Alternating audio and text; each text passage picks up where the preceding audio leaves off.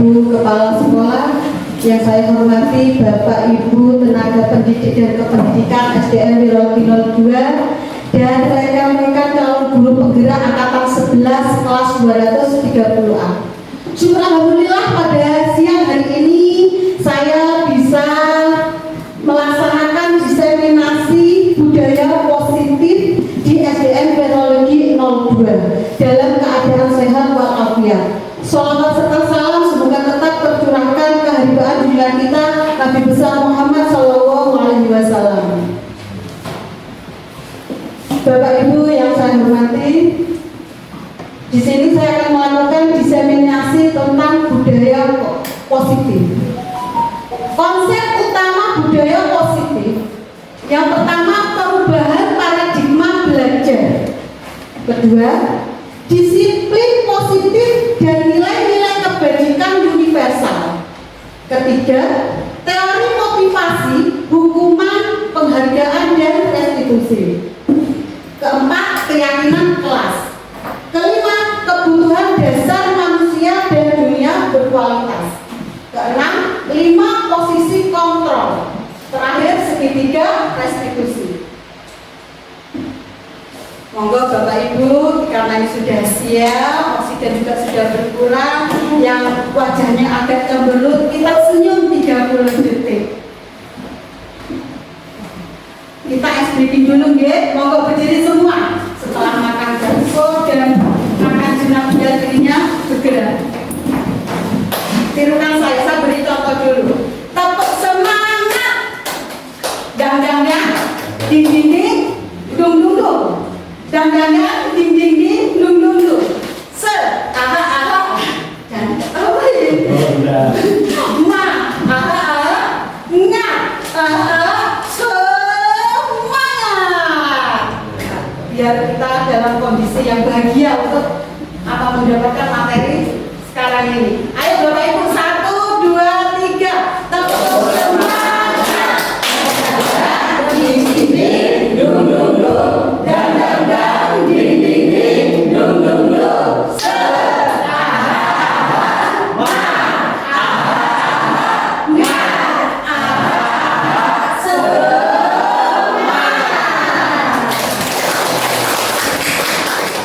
Alhamdulillah, meskipun siang semua semangat sekali. Perlu Bapak Ibu ketahui, budaya positif.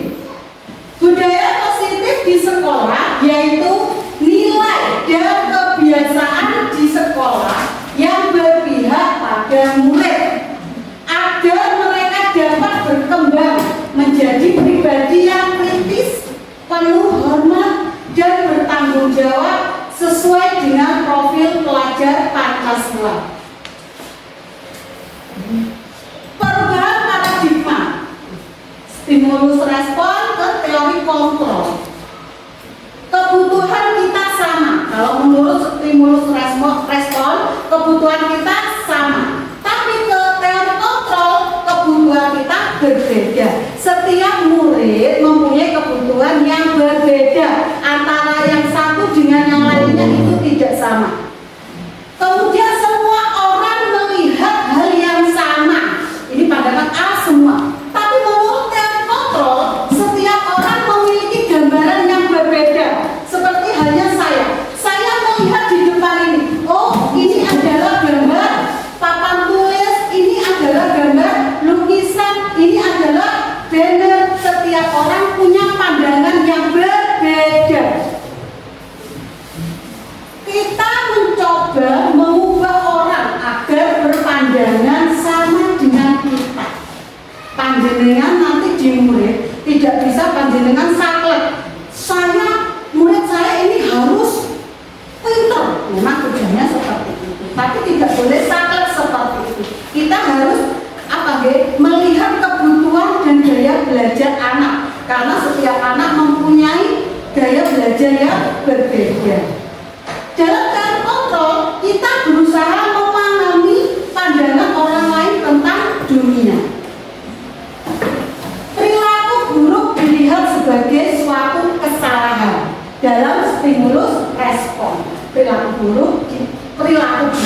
dilihat sebagai suatu kesalahan. Misalnya si A punya kesalahan, wah itu berarti termasuk perilaku buruk. Itu belum tentu.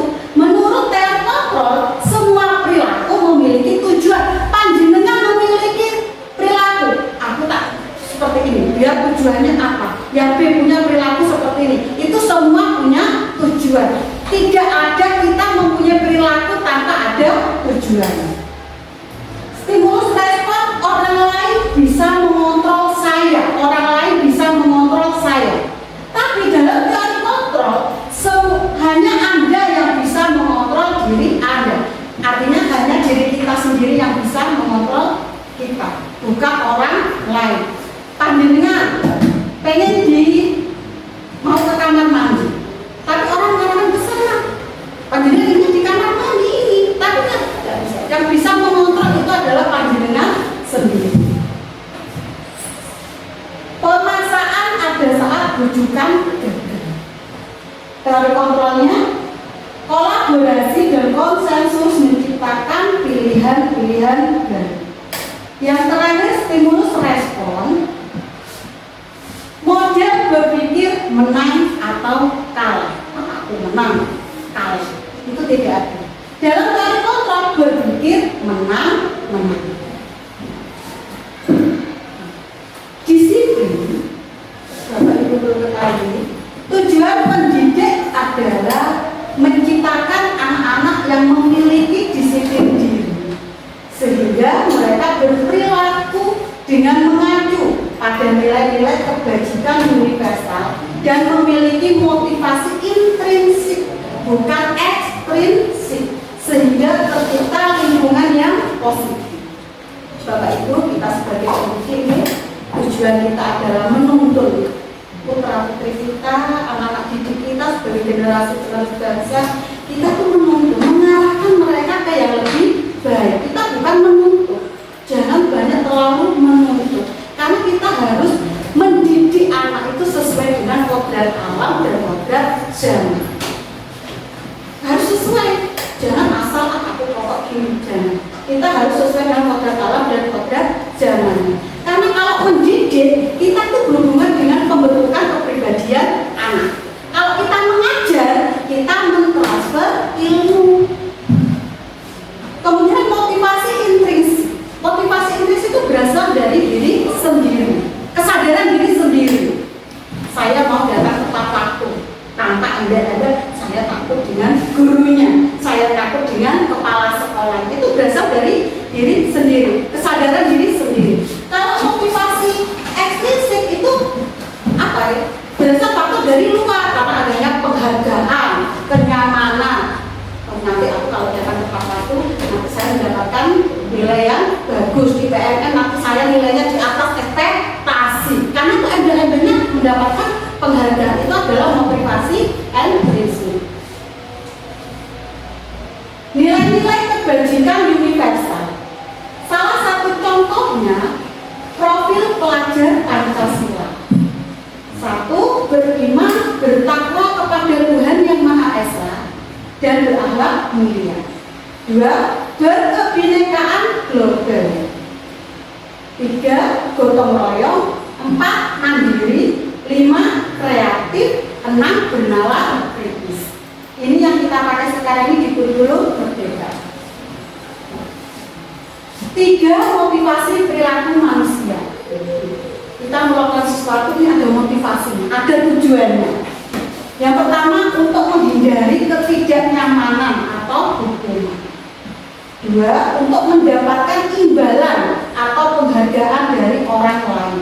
Misalnya murid, saya mau mengerjakan ini agar nilai saya bagus dan saya mendapatkan hadiah dari guru. Akhirnya murid itu kan termotivasi, dia mengerjakan PR karena mendapatkan penghargaan. Itu salah. Seharusnya murid itu dia mengerjakan PR memang kewajibannya sebagai murid. Ketiga, untuk menjadi orang yang mereka inginkan dan menghargai diri sendiri dengan nilai-nilai yang mereka percaya. Ini hukuman dan konsekuensi. Ini bedanya Bapak Ibu. Hukuman bersifat tidak terencana. tidak ada kesepakatan, bisa berupa fisik maupun psikis, anak disakiti oleh suatu perbuatan atau kata-kata.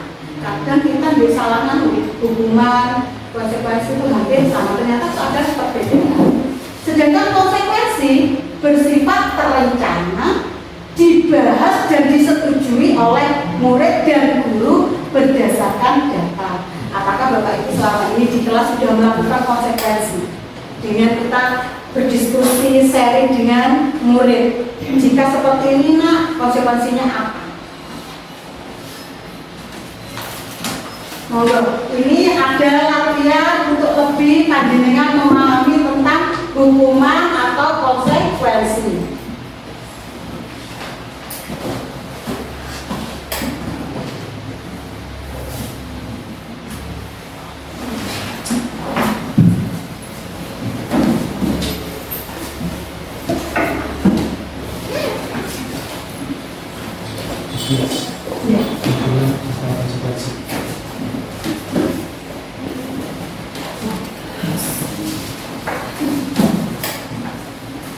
Ini ada beberapa pernyataan. Jika termasuk hukuman, panjenengan tulis di sebelahnya.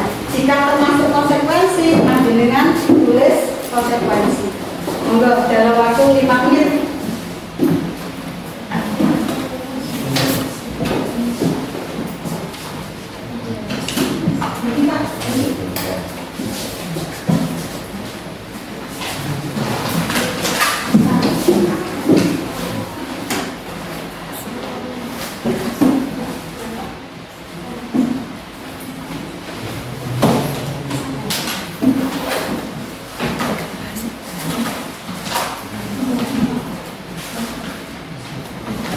Jangan khawatir salah, Bapak Ibu sudah sama-sama belajar.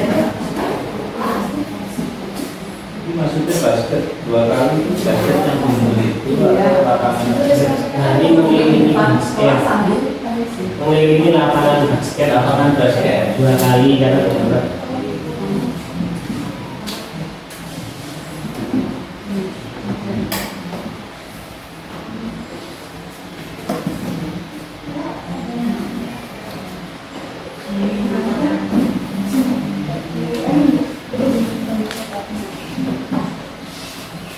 Yang perlu kita isi dulu konsekuensinya begini.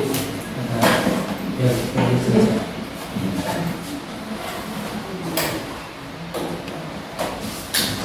Cara pengisiannya yang ini kan lari mengelilingi basket 2 kali karena terlambat hadir ke sekolah. Ini termasuk hukuman apa konsekuensi? Bisa begitu. Kalau hukuman terus hukuman di sini.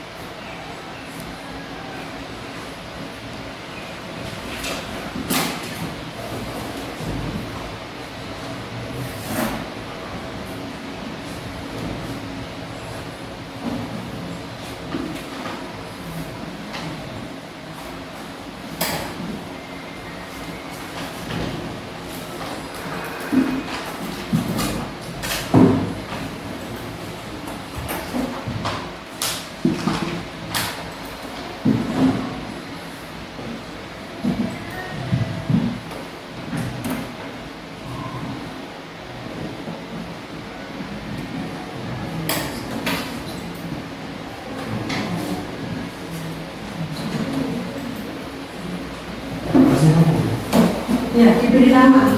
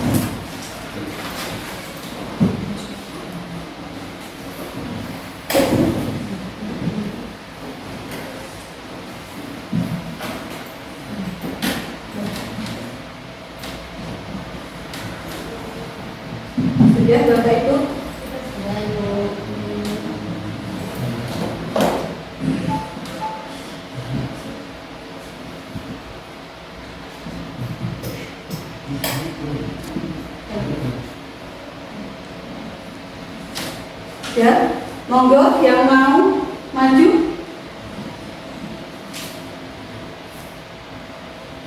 Ada ini.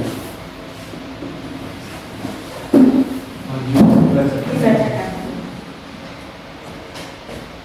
Lari mengelilingi lapangan basket 2 kali karena terlambat hadir ke sekolah, termasuk hukuman. Masuk hukuman. Selanjutnya membersihkan coretan yang dibuatnya di meja tulis, konsekuensi. Konsekuensi.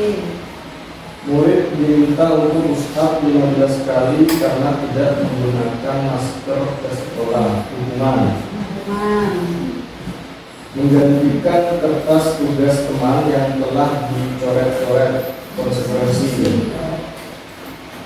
Berjemur di lapangan basket pukul 12 siang karena ngobrol dengan teman, hukuman. Murid diminta bertelanjang kaki sepanjang hari karena tidak menggunakan sepatu warna hitam sesuai peraturan sekolah, hukuman. Berdiri di depan kelas sambil mengangkat kaki satu karena tidak bisa menjawab pertanyaan, hukuman. Ada jawabannya lain Bapak Ibu, monggo Bu Fitri. Sama. Bu Widya. Monggo maju Bu Widya. Saya ada perbedaan dengan Pak Denny MC.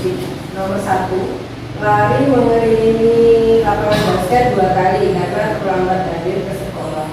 Kalau menurut saya itu konsekuensi karena mungkin anak-anak suka dengan olahraga sehingga itu bisa menjadikan mereka mengelilingi basket itu sesuatu yang sehat sehingga termasuk dalam konsekuensi. Begitu. Terima kasih. Ada jawabannya lain Bapak Widya? Saya bukan jawaban, tapi penjelasan tentang konsekuensi dan hukuman. Ya. Konsekuensi itu dibuat beserta murid. Konsekuensi itu dibuat beserta murid dan warga sekolah. Iya. Itu istilahnya Konsekuensi. Terus hukuman itu yang tidak ada dalam konteks konsekuensi itu. Misalnya di luar jalur itu. Konsekuensi yang sudah dibentuk. Harusnya dibentuk kalau sudah melanggar harus mengikuti pedoman yang sudah disepakati bersama. Nah, sedangkan hukuman kan di luar jalur itu dinyatakan hukuman menurut saya. Terima kasih. Terima kasih Pak Dan.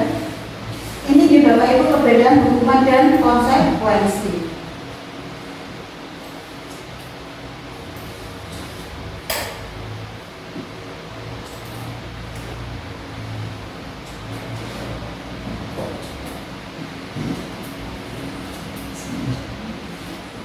Ini tadi ada pernyataan manakah yang termasuk hukuman atau konsekuensi. Mari kita lihat.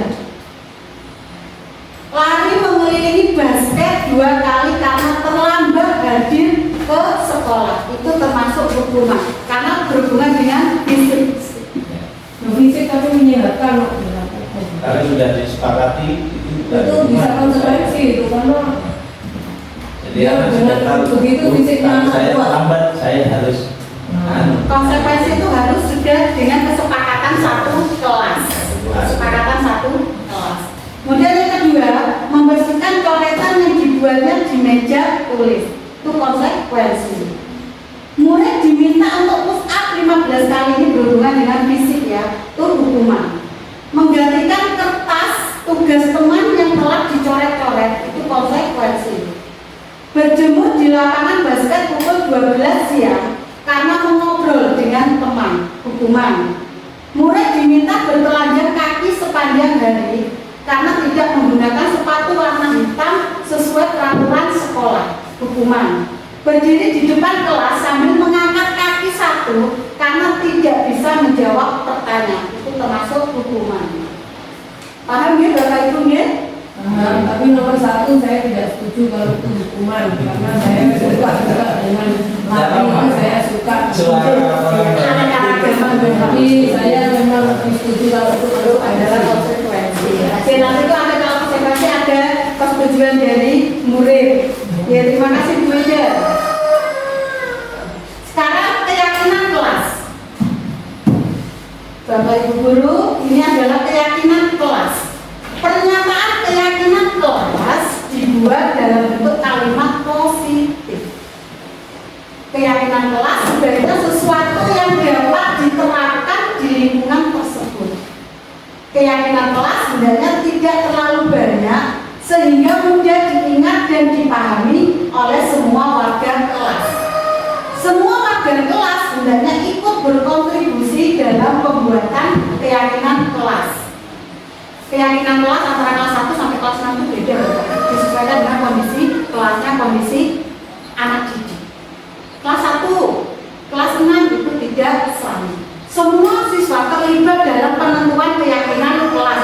Tidak boleh sampai guru yang ada di kelas itu keyakinan kelas kita ini enggak boleh. Anak-anak diberi kesempatan untuk bisa mengajukan idenya, pendapatnya. Keyakinan kelas ditinjau dari waktu ke waktu. Sekarang kelas 6, keyakinan kelasnya seperti ini. Kelas 5 naik ke kelas 6 itu sudah beda waktu. Jadi harus ditinjau ulang. Ini contoh keyakinan kelas. Tadi keyakinan kelas itu menggunakan bahasa yang positif, kata yang positif, tidak terlalu panjang, yang mudah diingat oleh anak-anak. Tidak usah terlalu membuat. Ini nanti akan dijadikan konsekuensi keyakinan kelas, karena ini adalah hasil dari apa gitu? Anak-anak, pendapat anak-anak. Contoh keyakinan kelas 6 di SDN Virologi 02, datang tepat waktu, menjaga kebersihan kelas. Jika nanti ada yang membuang sampah di kelas, padahal sudah ada keyakinan, panjenengan sebagai bapak ibu guru boleh menasehati, karena keyakinan kelas itu sudah disepakati bersama.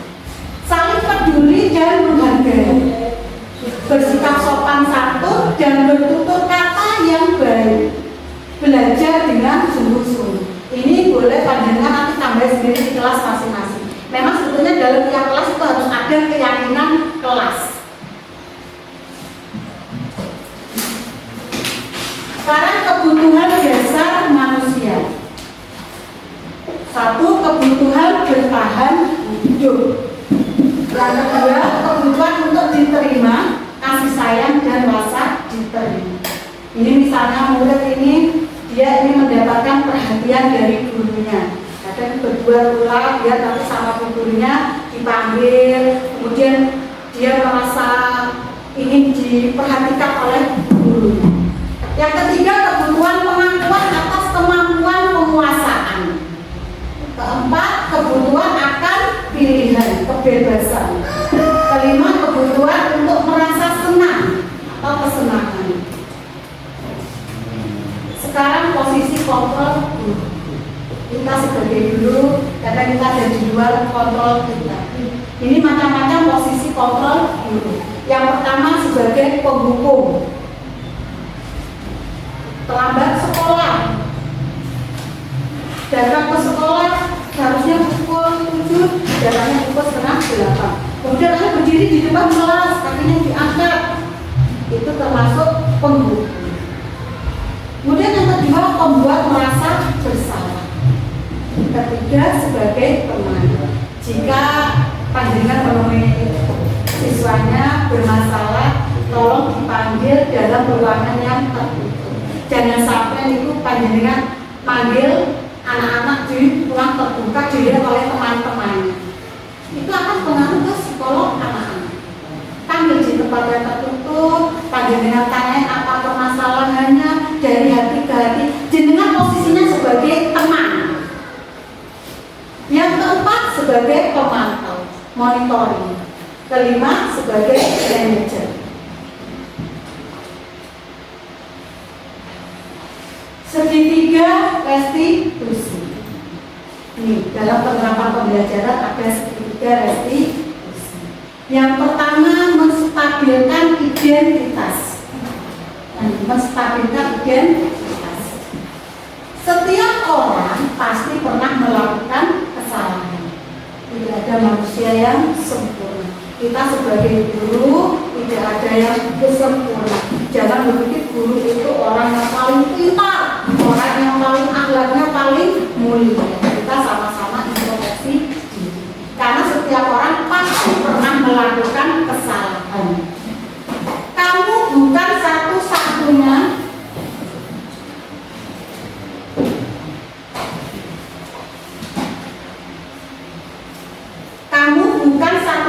yang pernah melakukan ini. Jika ada masalah dengan murid, panjenengan panggil muridnya untuk menstabilkan identitas ini, diberi pengertian semua manusia pasti punya kesalahan. Kamu bukan satu-satunya yang melakukan kesalahan. Biar si anak ini tidak merasa aku ini paling salah. Kemudian yang kedua, validasi tindakan yang salah. Adakah cara yang lebih efektif untuk mendapatkan apa yang kamu butuhkan? Kamu tentu punya alasan mengapa melakukan itu. Siswa itu melakukan sesuatu kan punya motivasi ya, punya tujuan. Itu nanti masuk di validasi tindakan yang salah. Kamu tentu punya alasan mengapa melakukan itu. Yang terakhir, menanyakan keyakinan. Tadi di kelas itu sudah ada keyakinan kelas, itu yang nanti Bapak Ibu guru bisa dibuat acuan. Kamu ingin menjadi orang yang seperti apa? Keyakinan kelas apa yang telah kita sepakat? Penerapan segitiga restitusi dalam pembelajaran. Ini contoh ada kasus siswa datang terlambat ke sekolah. Pada hari Selasa, jam pertama di kelas 6 pelajaran IPAS, seorang siswa bernama Adam terlambat datang ke sekolah. Ini ada contoh penerapan segitiga restitusi. Monggo Bapak Ibu bisa disimak.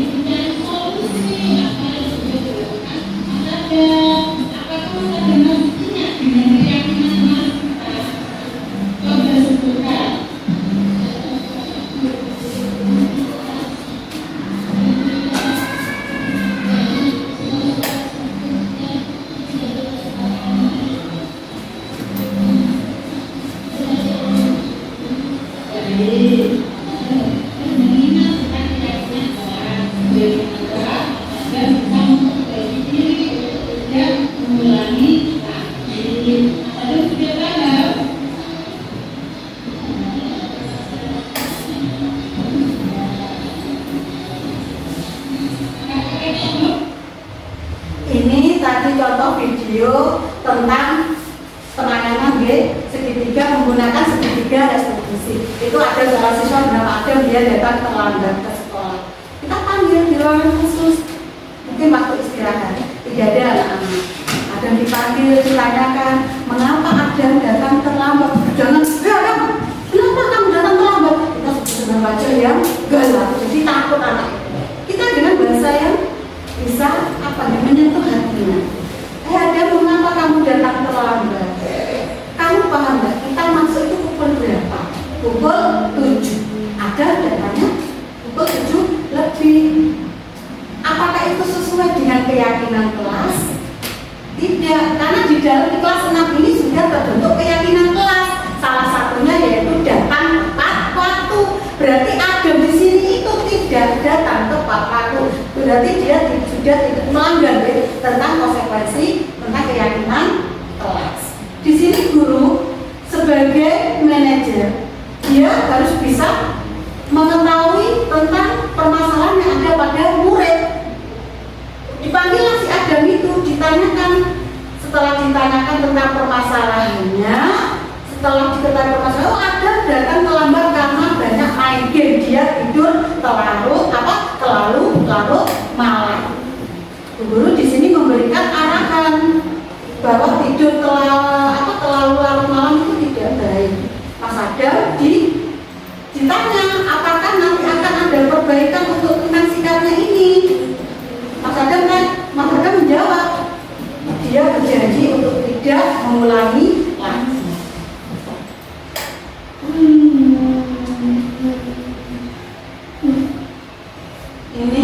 untuk kegiatan yang berhubungan dengan budaya positif. Bersalaman dengan siswa. Bapak Ibu, kita itu bersalaman dengan siswa, apalagi kemudian pagi menyambut siswa itu ada hubungan batin. Di kelas masuk kelas kita salaman dengan siswa, itu termasuk budaya positif. Jangan sampai kita ada siswa kita tidak menyambut. Kita datang ke sekolah kita dengan wajah yang senyum, wajah yang bahagia. Jangan datang ke sekolah dengan wajah yang cemberut, nanti muridnya takut masuk di kelas, dia takut bertemu dengan gurunya. Ini salah satu contohnya bersalaman dengan siswa. Saya yakin panjenengan sudah paham tentang tupoksi seperti bersalaman dengan siswa ini. Saya yakin panjenengan pasti datang anak-anak itu saling sama bapak guru. Pembiasaan sholat duha dan sholat zuhur berjamaah. Diajari di dua ini, alhamdulillah kebiasaan sholat duha ini dua secara bergantian. Kemudian karena kita pembelajarannya sampai pukul 12 lebih 10, anak-anak bisa sholat berjamaah. Di tempat yang lain, di sekolah yang lain bisa, itu termasuk contoh budaya positif. Tidak harus sama dengan yang sholat duha yang ada di sini. Mungkin sholat duhanya bersama-sama kelas 1, 2 sampai 6. Kalau di sini bergantian. Pembacaan Yasin. Pembacaan Yasin kalau di sini dilaksanakan pada hari Jumat. 1 minggu 1 kali. Ini termasuk budaya positif. Jumat amal. Anak-anak dibiasakan untuk Jumat amal. Tujuannya apa? Untuk berbagi. Karena sebagian dari rezeki kita ada hak untuk orang lain. Di sini suatu pembiasaan yang sangat luar biasa untuk mendidik anak-anak untuk berbagi. Jumat amal ini tujuannya apa? Nanti bisa menjenguk temannya yang sakit, atau nanti untuk kebutuhan yang di musola, atau untuk sapu, itu bisa diambilkan dari Jumat amal. Ada acara keagamaan bisa diambilkan dari Jumat amal. Kegiatan literasi. Kegiatan literasi untuk meningkatkan minat baca anak. Sekarang ini anak-anak tuh minat bacanya rendah sekali.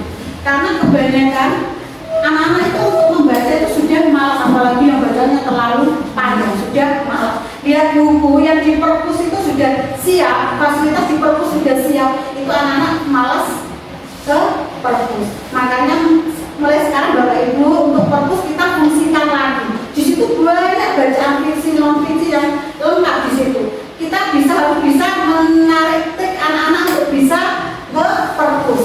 Bisa untuk apa ya? Menarik simpati. Bagaimana caranya menstimulus anak-anak itu untuk bisa minat bacanya itu tinggi.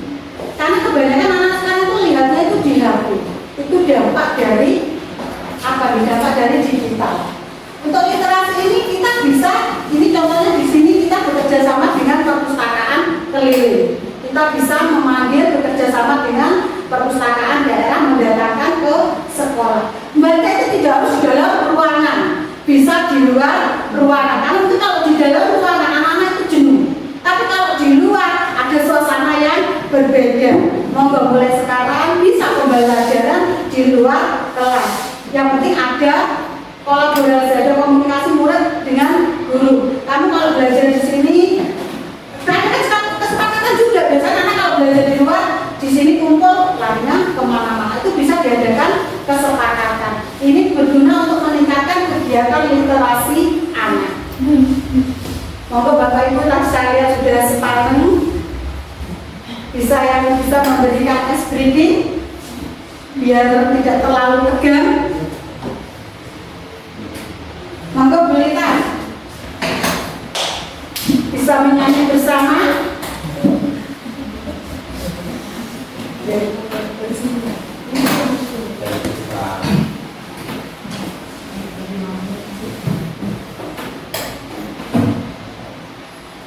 Monggo berdiri semuanya.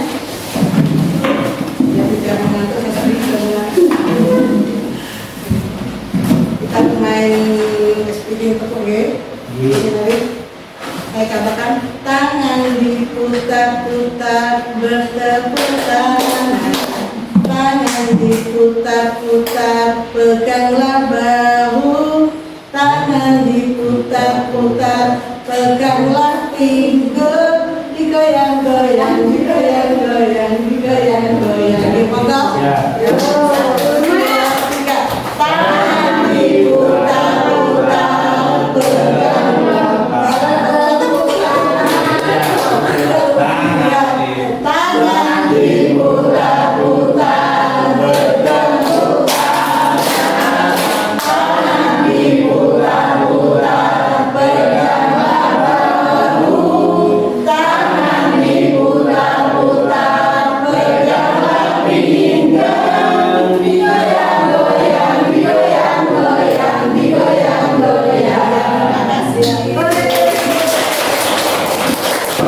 terima kasih Bu Linda atas idenya. Mungkin lagi saya lihat.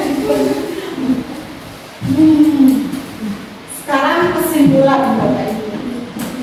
Dari semua pemaparan materi tentang budaya positif,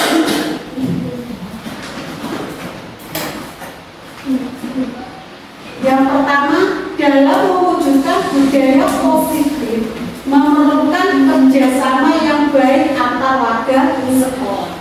Tanpa adanya kerjasama itu kita itu tidak bisa. Si A, si B harus bekerja sama. Antar warga sekolah, antara murid, guru, kepala sekolah, wali murid, komite, paguyuban, itu yang terlibat. Kerjasama yang baik akan terjalin dengan adanya komunikasi, kolaborasi, dan toleransi. Adanya komunikasi. Di kelas itu kita ingin kelas ini kita punya keyakinan kelas ini kita menjadi lebih baik. Itu bagaimana caranya? Kita harus ada komunikasi dengan murid, dengan wali murid, karena di dalam kelas itu juga ada paguyuban. Kita harus mampu menjalin kolaborasi. Kemudian adanya toleransi. Kita tidak boleh egois. Saya harus ini. Semua murid harus mengikuti apa kata saya. Itu tidak boleh. Karena dalam satu kelas itu namanya anak punya kebutuhan yang berbeda, termasuk kebutuhan dalam menerima materi pembelajaran. Si A kemampuannya seperti ini, si B kemampuannya seperti ini. Ini kita tidak salah. Kita harus bisa melayani anak sepenuh hati. Jika budaya positif telah terwujud, jika dalam lingkungan kelas itu, lingkungan sekolah itu budaya positif telah terwujud, maka akan tercipta murid yang merdeka dan bahagia. Tidak ada namanya lagi murid yang muring-muringan, murid yang saya suka sama guru itu kalau ngajar itu mendelik guru itu keren. Tidak ada lagi yang seperti itu. Murid merasa merdeka karena merasa diperhatikan oleh guru. Apa kemauan murid itu guru bisa menampung.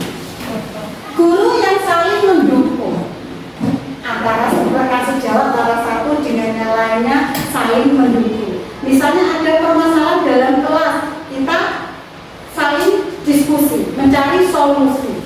Karena mencari solusi itu akan menciptakan suasana yang hijau, nyaman untuk anak-anak dan nyaman untuk dunia kerja kita. Kemudian saling menguatkan antara rekan sejawat yang satu dengan yang lainnya, saling menguatkan, tidak saling sikut menyikut, saling menjatuhkan. Karena kita kerja adalah satu tim. Tidak bisa kita dalam satu sekolah si A kelas 1, kelas 2, kelas 4, kelas 5 bekerja sendiri-sendiri, itu tidak bisa. Karena kita bekerja dalam satu tim. Bagaimana tim ini bisa solid, bisa jalan visi dan misi sekolah, maka harus ada komunikasi dan kolaborasi. Saling menguatkan antara satu dengan yang lainnya. Tidak perlu yang si guru A, si guru B itu saling sikut menyikut, saling menjatuhkan. Karena kita sebagai pendidik, karena niat kita sudah menjadi guru, yang kita niatkan penuh sepenuh hati mendidik, melayani anak-anak. Karena sudah tanggung jawab kita sebagai guru. Agar tercipta apa? Lingkungan yang aman dan nyaman. Jika suasana di sekolah itu, situasi di kelas merasa enak, anak-anak akan merasa nyaman. Monggo Bapak Ibu ada ada yang perlu menanggapi? Terima kasih Bu Eni atas waktunya. Assalamualaikum warahmatullahi wabarakatuh. Dari pemahaman tentang budaya positif, di sini ada pengalaman yang berhubungan dengan budaya positif, terutama di sekolah saya ini. Ada salah satu siswa, dan kebetulan saya baru membuat keyakinan kelas itu. Dan keyakinan kelas tersebut sudah disetujui dan disepakati oleh seluruh warga yang ada di kelas, utamanya seperti itu. Tapi ada satu orang siswa yang masih tetap melakukan kesalahan tersebut berulang-ulang walaupun dia sudah tahu dan sudah. Nah, dari sini mungkin ada pengalaman dari pendidik yang lain untuk mengatasi hal tersebut supaya kita dapat mengangkatkan pada unsur intrinsipnya pada sendiri. Ya, terima kasih. Monggo Bapak Ibu kita berbagi pengalaman apa yang disampaikan oleh Bu Fikri tentang siswanya, sudah konsekuensi keyakinan kelas sudah dibuat, tapi ada satu siswa yang tidak mematuhi. Monggo kita saling berkolaborasi, bertukar pikiran. Monggo Pak Iman. Baik, terima kasih waktunya Bu Eni mencoba menanggapi atau berbagi cerita terkait permasalahan yang dihadapi oleh Bu Fitri tadi, yaitu setelah dibuatnya sebuah kesepakatan kelas, kemudian ada salah satu siswa yang tidak hanya sekali bahkan terus menerus berulang kali mengingkari kesepakatan yang telah disepakati. Sebagaimana apa yang sudah disampaikan oleh Bu Eni tadi di awal, ada beberapa poin yang harus kita pahami dalam budaya positif, yaitu tentang kebutuhan dasar dan juga segitiga restitusi. Mungkin kita bisa mencoba menerapkan apa yang dipaparkan oleh Bu Eni tadi, dari ketika kita menghadapi siswa yang seperti diceritakan oleh Bu Fikri tadi, untuk tindakan mungkin kita bisa mulai menggunakan segitiga restitusi. Lakukan pendekatan menggunakan segitiga restitusi. Pastikan anak ini nanti punya tujuan atau kebutuhan dasar yang ingin mereka penuhi. Kenapa mereka selalu mengulangi atau mengingkari kesepakatan kelas yang disepakati?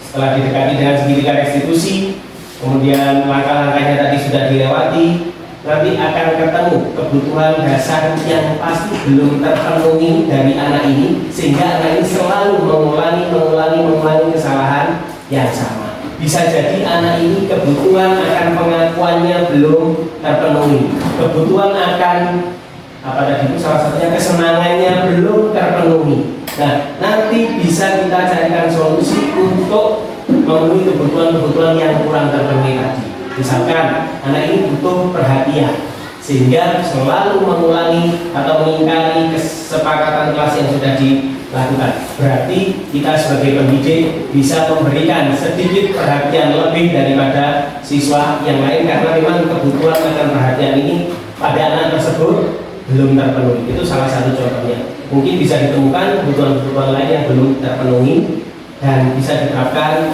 upaya-upaya memenuhi kebutuhan tersebut. Terima kasih. Monggo Bapak Ibu ada yang lain memberikan pendapatnya. Kita berbagi praktek baik. Ada solusi lain untuk siswa Bu Fitri. Tadi yang disampaikan oleh Pak Imam tentang siswa yang Bu Fitri alami, yaitu dengan penerapan segitiga restitusi, ya, melihat kebutuhan mana yang harus dipenuhi untuk siswa ini. Monggo Bapak Ibu bisa berbagi praktik baik juga yang ada di kelasnya, yang mungkin bisa dicarikan solusi juga.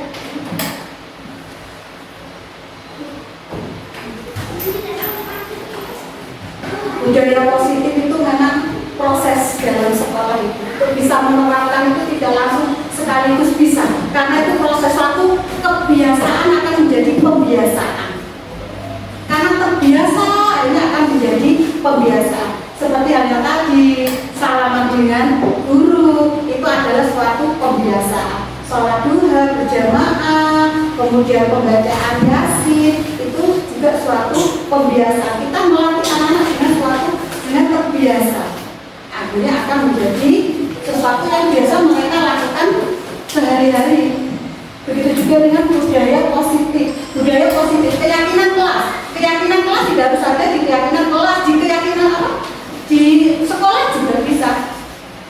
Kita membuat keyakinan sekolah. Jadi ada kolaborasi antara guru dengan kepala sekolah. Saya yakin panjenengan adalah seorang guru yang hebat dan luar biasa. Jadi bisa memahami apa arti guru, apa arti mendidik, apa arti mengajar. Saya yakin panjenengan sudah banyak pengalaman tentang hal itu.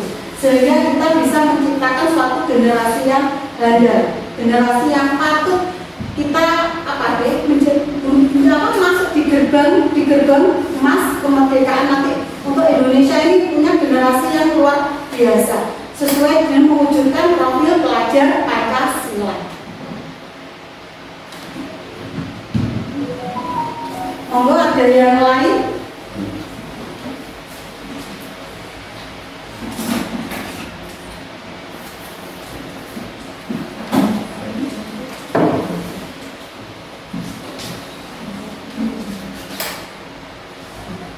Saya ulangi lagi, kebutuhan dasar manusia.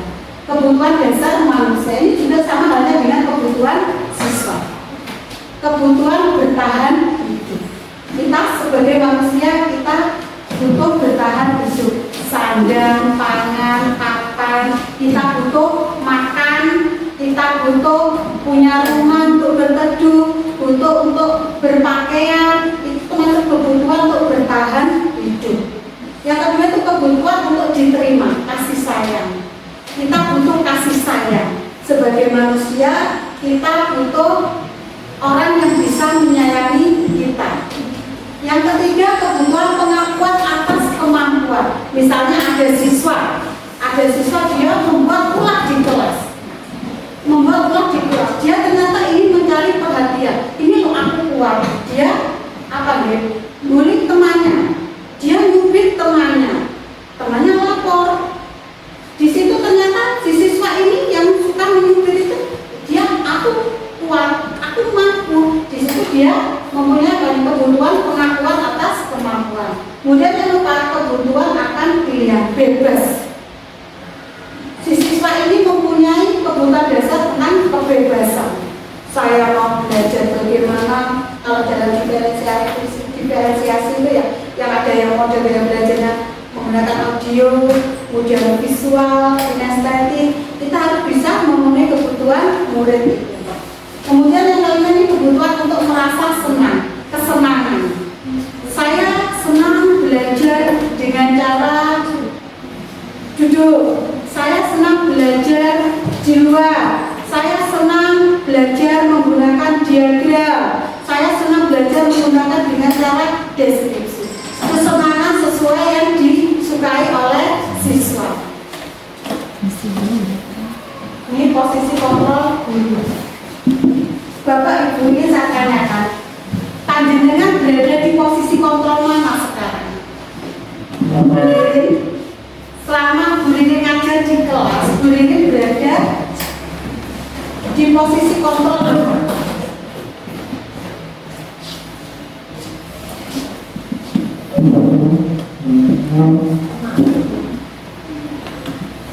Penghukumnya sebagai teman. Di sini Bu Rini sebagai teman, posisi kontrol sebagai teman. Kemudian Bu Latri, kalau di kelas Bu Latri memposisikan diri sebagai apa? Sebagai ibu. Iya, sebagai ibu. Berarti Bu Latri mengajar ini anak-anak dianggap semua sebagai anak sendiri, jadi sebagai teman. Kemudian ada Bu Ria, posisi kontrol mana Bu Ria yang sudah dilakukan saat ini? Sebagai guru ya, sebagai guru, posisi dari kelima ini Bu Ria sebagai apa? Sebagai teman.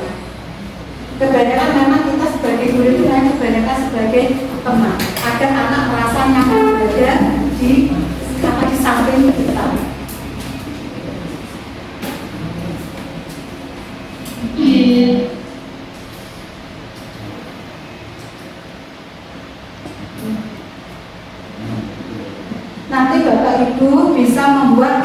kebutuhan kelas di kelasnya masing-masing. Tidak harus sama antara kelas 1, 2, 3 sampai 5 itu tidak harus sama. Disesuaikan dengan kesepakatan yang ada di kelas. Bahasanya tidak usah terlalu panjang, yang singkat seperti ini. Dari keyakinan kelas ini nanti misalnya ada cerita di kejadian ada itu dia melanggar yang datang tepat, tidak datang tepat waktu.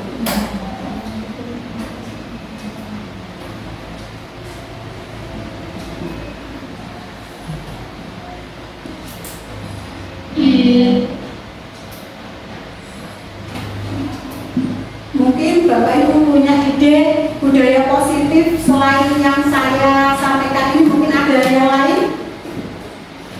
Selain bersalaman, pembacaan Yasin, sholat duha, mungkin ada yang lain. Bu Fitri bisa menambahkan? Di sekolah saya biasanya sebelum pembelajaran dimulai, kita masuknya mulai pukul 6.45.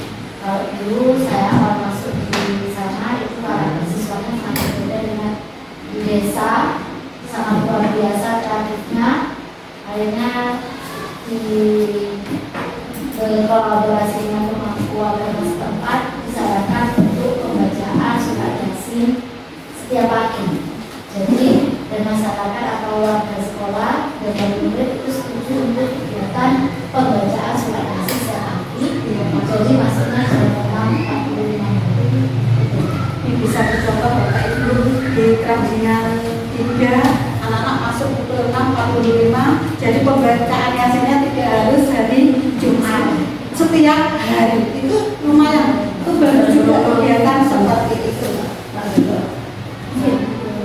Bisa langsung ke Kerajingan 3 ditinjau nanti jam 1.45 masuk. Dan Itu baru budaya warganya di sana ustadz di belakang sekolah. Jadi setiap pagi Pak Ustadznya di belakang Pak Ayah itu yang mengajar awasin. Itu dan alhamdulillah dengan adanya kegiatan tersebut karakter anak itu memang berbeda. Karena anak-anak sudah di rumah, kalau itu masih di rumah. Ya katanya orang Surabaya Pak Sugeng itu diubah orang jelas, dijemur orang garing. Itu kalau dibilang anak sana. Nggih, almarhum. Karena memang kondisi lingkungannya seperti itu.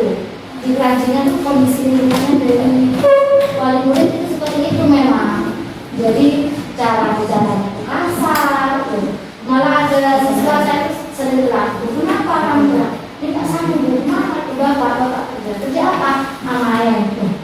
Ya mungkin dari atasnya seperti itu. Jadi dari pemangku agama di sana kita berkolaborasi dengan kiai ini, waktu itu ya itu pakai selama hari.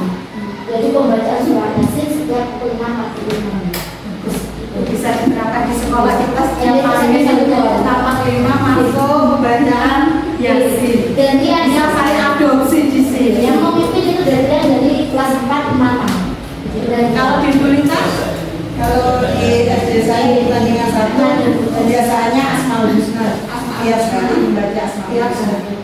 Pada saat jam pembelajaran, sebelum pembelajaran setelah berdoa, anak-anak kebiasaan baca Asmaul Husna.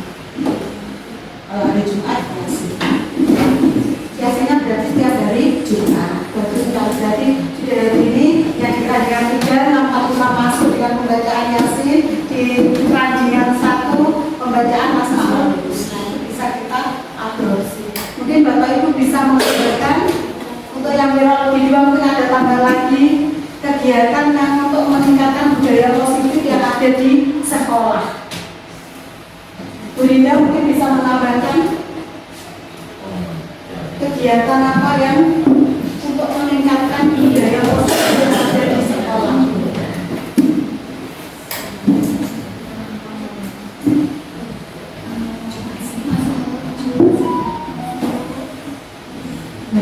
Jumat sehat itu bisa, senam itu bisa. Mungkin untuk SD lebih 2 nanti bisa diadopsi juga jam 6.45 masuk pembacaan Yasin yang biasa dilaksanakan pada hari Jumat, kemudian Asmaul Husna. Biar juga sehat bisa senam bersama, literasinya juga ditingkatkan dengan banyak berkunjung ke perpustakaan. Monggo Bapak Ibu bisa ditambahkan lagi.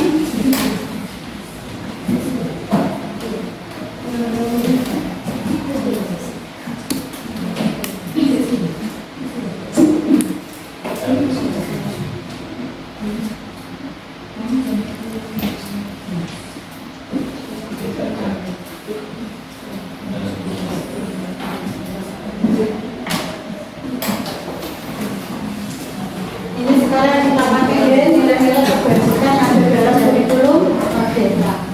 Ini Bapak. Dengan cara-caranya untuk membuat keyakinan kelas yang berbeda. Terima kasih ya. Kita kami bahasanya. Keyakinan kelas cara membuatnya biar bahasanya mudah dipahami. Itu bahasa yang biasa sehari-hari orang dengar. Seperti tadi contoh keyakinan kelas.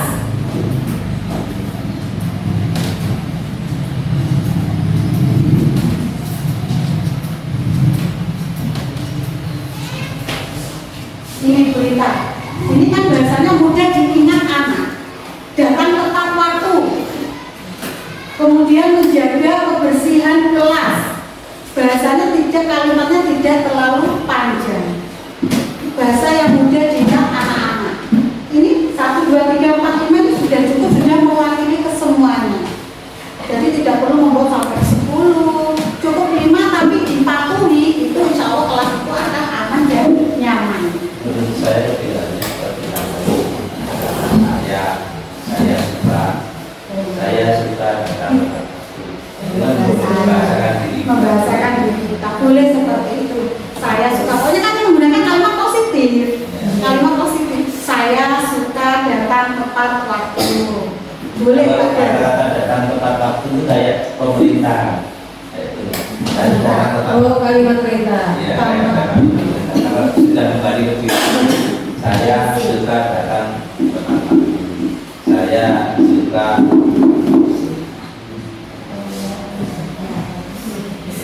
Bisa itu ditambah kalimat yang positif. Saya suka datang tepat waktu. Saya menjaga kebersihan kelas. Ya. Atau kami saling berdiri dan saling menghargai. Kan itu saling berdiri dan saling menghargai. Saling sayang boleh.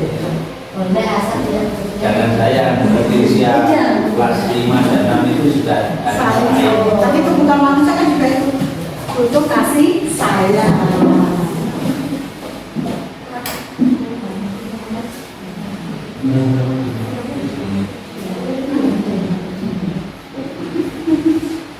Bu, boleh menambahkan tentang tips untuk membuat keyakinan kelas. Nanti kalau ada menambahkan kalimatnya mungkin lebih membahasakan untuk diri, sehingga terkesan panggilan dari diri kita sendiri tanpa terpaksa oleh keberadaan orang lain. Kalau saya lebih ke ini Bu, sepakat dengan Pak Gar tadi, tips untuk membuat keyakinan kelas itu, kalau saya lebih ingin memancing cita-cita yang dimiliki oleh anak-anak. Karena ini kita ngomong keyakinan kelas, maka cita-cita tentang kelasnya ingin tumbuh seperti apa, sehingga mereka memunculkan idenya. Saya ingin kelas yang bersih, saya ingin kelas yang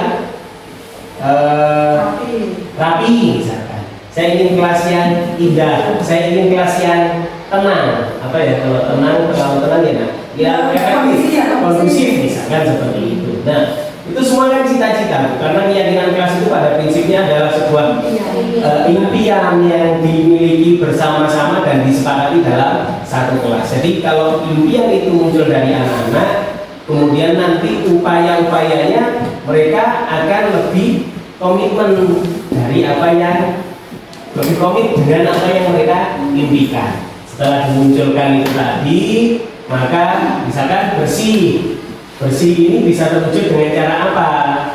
Membuang sampah di tempat sampah, menyapu atau melaksanakan piket kebersihan secara rutin, misalkan seperti itu. Nah, nanti apa yang mereka tulis kemudian diubah menjadi kalimat yang kalimat positif. Misalkan kalau tadi kelasnya kondusif, ditulis apa, anak-anak menulis kata-kata begitu kan? Nah ini kan belum kalimat positif, maka ini diubah menjadi datang. Saya suka datang tepat waktu, misalkan seperti itu.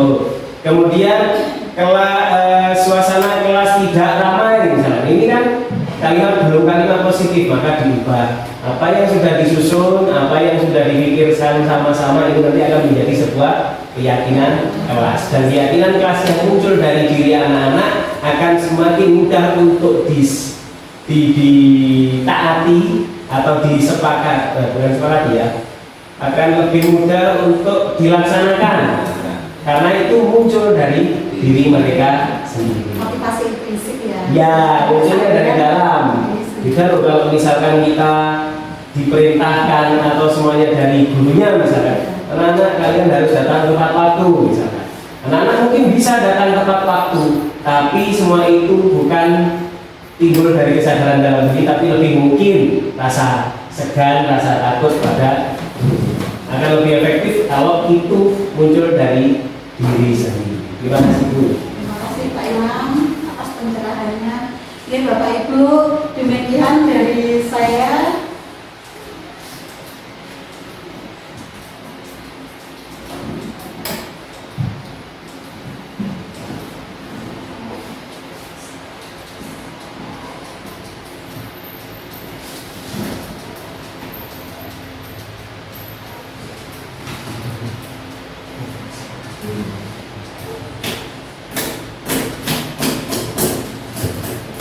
Bapak Ibu, demikian pemaparan materi dari saya. Saya di sini bukan menggurui, saya hanya ingin memberi informasi, berbagi praktek baik, pengalaman. Monggo kita sebagai pendidik, kita saling kolaborasi, komunikasi itu yang diutamakan. Dari refleksi, dari pemaparan tadi, kegiatan tadi, apa refleksi yang Bapak Ibu dapatkan? Monggo satu saja untuk merefleksikan kegiatan hari ini. Bu Fitri.